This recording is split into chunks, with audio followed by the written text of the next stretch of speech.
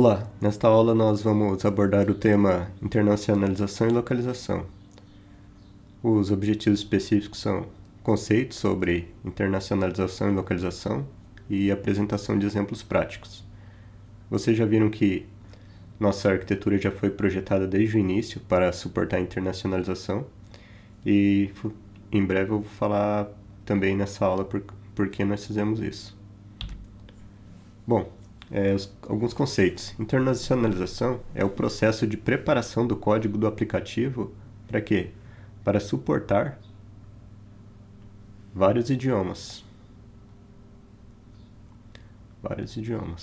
É também conhecida como I18N, porque o número de caracteres entre o primeiro e o último caractere é 18.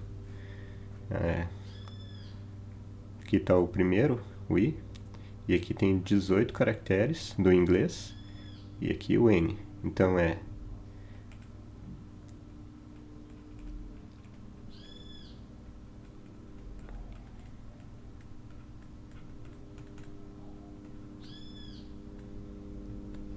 entre o primeiro aqui, por isso que é resumido. E na localização é a mesma coisa também. Aqui, por exemplo, L10N é de localization, que aqui também vai ter 10 caracteres entre a primeira e a última. O que é a localização?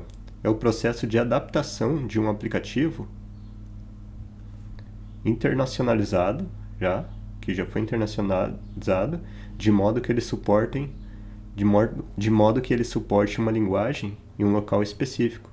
Por exemplo, a sua aplicação está internacionalizada, mas agora eu vou implantar minha aplicação no Brasil. Então, ela vai suportar vou configurar ela para suportar o idioma português, e a localização do Brasil também tem outros itens, como por exemplo, tempo, outro item que pode ser, por exemplo, os dias da semana e um componente calendar vão aparecer diferente.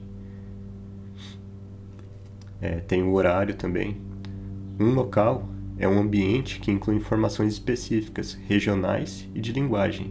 É também conhecido como L10N. A outra coisa, por exemplo, então eu falei para vocês do configurações do tempo.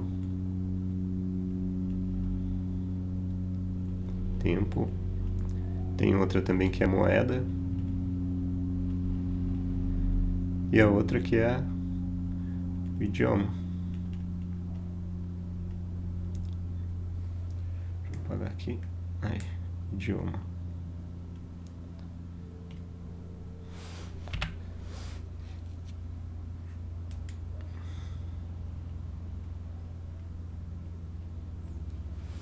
Ok.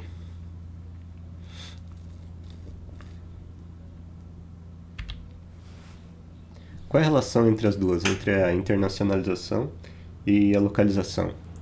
A internacionalização envolve o isolamento de partes do aplicativo que apresentam dados de saída para o usuário, de modo que os dados podem ser convertidos para a linguagem adequada e conjunto de caracteres. Ou seja, o seu aplicativo já fica com configurações de rótulos. Os rótulos são tudo que é mostrado lá na tela, por exemplo, no HTML. Você coloca rótulos ao invés de colocar o texto fixo dentro dos componentes. Por exemplo, um label. Ao invés de você receber lá no label do botão cadastrar, por exemplo, o text dele, ao invés de receber cadastrar,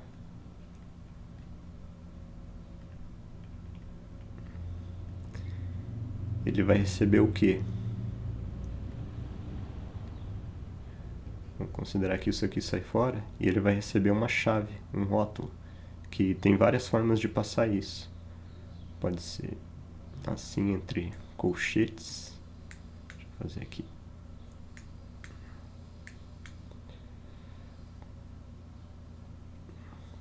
E aqui você passa o rótulo, que pode ser, por exemplo, para o botão cadastrar. Ele vai receber o texto form ponto cadastrar.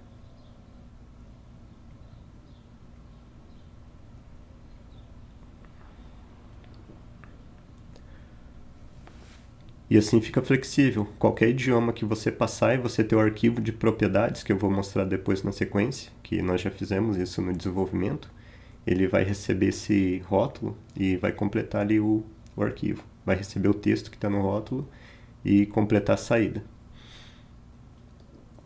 Então a localização envolve a tradução dessas correntes em uma linguagem específica e mantê-las em um arquivo de aplicativo para acessar, por exemplo, o arquivo de propriedades, que é onde nós vamos fazer. Nós vamos ter um arquivo de propriedade para o idioma português do Brasil, um arquivo de propriedades para o idioma inglês dos Estados Unidos e assim por diante.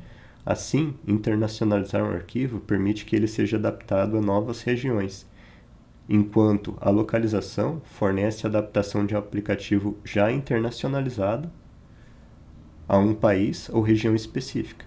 Como eu falei, internacionalizada ela está pronta para suportar vários idiomas, e localização é quando você adapta isso. Não só o idioma, mas também as outras configurações que eu mostrei, moeda, tempo, entre outros. Os aplicativos precisam personalizar a apresentação dos dados de acordo com o local do usuário. Por exemplo, quando você acessa um formulário lá de cadastro e ele tem um componente de data. Imagina se você está lá na aplicação no idioma português e vamos considerar que é uma pessoa que não fala outro idioma, só fala português, e daí o componente do calendar, para ela escolher o calendário lá, aparece o mês como month e February ou April lá nos meses, a pessoa não vai entender direito o que é. E ela vai ficar meio perdida ali na sua aplicação. Então você tem que considerar isso também, que na hora de fazer a localização ela vai trazer essas configurações regionais. E a moeda, por exemplo, se você tem um aplicativo lá de comércio eletrônico, você vai fazer todas as vendas lá de um país para o outro apenas no dólar? Para ser uma moeda padrão? Não, talvez a pessoa só tenha a opção de pagar lá com o dinheiro do país dela. E queira também pagar com o dinheiro do país dela. Então você mostra a configuração de moeda de acordo com um valor específico. A internacionalização e a localização, então, tornam os aplicativos disponíveis para um público global, as duas trabalhando em conjunto. Aqui outra vantagem que eu mostrei, por exemplo, aqui quando você faz rótulo, mesmo que você tenha certeza que não vai expandir o seu negócio, e seria interessante utilizar aqui a internacionalização, por quê? Vamos supor que você tenha desenvolvido uma aplicação lá, que mesmo que seja pequena, aí você entregou o seu produto, e lá no botão do formulário, na hora que era para salvar, está escrito cadastrar. Vamos supor que está escrito cadastrar lá no texto, que aparece no botão. Só que o cliente não gostou disso. Ele disse, não, eu prefiro que use botões de formulário na hora que for para efetuar o cadastro realmente, seja salvar. Porque fica mais intuitivo para o usuário, entre outros motivos que ele pode te apresentar. Imagina se você desenvolver um aplicativo inteiro com vários cadastros. Você teria que passar em cada botão alterando isso. Mas se você tem um arquivo de propriedade da internacionalização, você altera apenas o parâmetro que vai passar lá onde você tem o rótulo. Por exemplo, aqui é um rótulo cadastrar. Esse aqui, lá dentro do arquivo de propriedade, vamos supor que esteja assim: form.cadastrar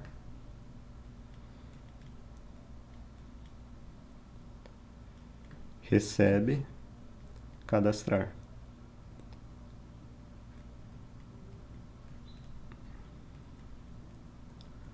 Qual seria então a única alteração para que você fizesse essa alteração que o cliente pediu para você no sistema como um todo? Você apenas faria isso.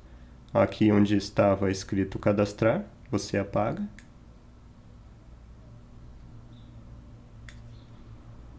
E escreve salvar. E agora, todo o arquivo que recebe esse rótulo aqui, form.cadastrar, vai completar o texto com salvar.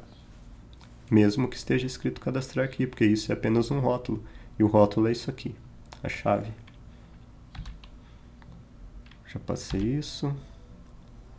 Funcionamento da internacionalização. Durante a internacionalização, as dependências locais são separadas de um código-fonte da aplicação, que é o que eu falei para vocês do arquivo de propriedades, é onde nós vamos separar. Ele vai ser um arquivo com a extensão .properties.